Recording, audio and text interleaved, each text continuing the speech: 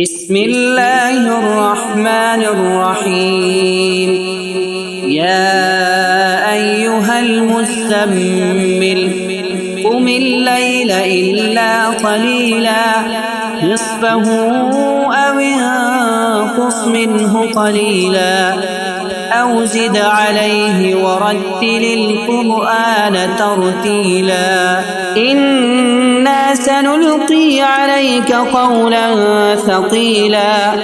إن ناشئة الليل هي أشد وطئا وأقوم قيلا.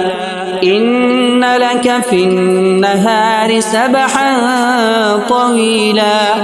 واذكر اسم ربك وتبتل إليه تبتيلا. رب المشرق والمغرب لا إله إلا هو فاتخذه وكيلا. واصبر على ما يقولون واهجرهم هجرا جميلا. وذرني والمكذبين أولي النعمة ومهلهم قليلا. إن لدينا أنكالا وجحيما وطعاما ذا غصة وعذابا أليما. يوم ترجف الأرض والجبال وكانت الجبال كثيبا مهيلا. إنا أرسلنا إليكم رسولا شاهدا عليكم كما أرسلنا إلى فرعون رسولا. فعصى فرعون الرسول فأخذناه أخذا وبيلا. فكيف تتقون إن كفرتم يوما يجعل الولدان شيبا. السماء منفطر به كان وعده مفعولا.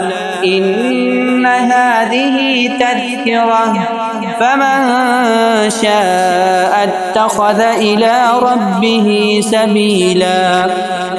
إن ربك يعلم أنك تقوم أدنى من ثلثي الليل ونصفه وثلثه وطائفة من الذين معك والله يقدر الليل والنهار.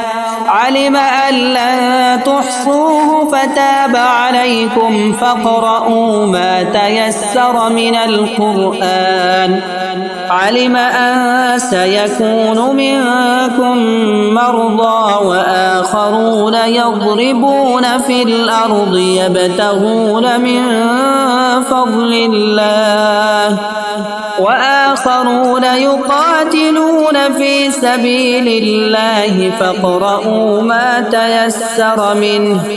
وأقيموا الصلاة وآتوا الزكاة وأقرضوا الله قرضا حسنا. وما تقدموا لأنفسكم من خير تجدوه عند الله هو خيرا وأعظم أجرا. واستغفروا الله إن الله غفور رحيم.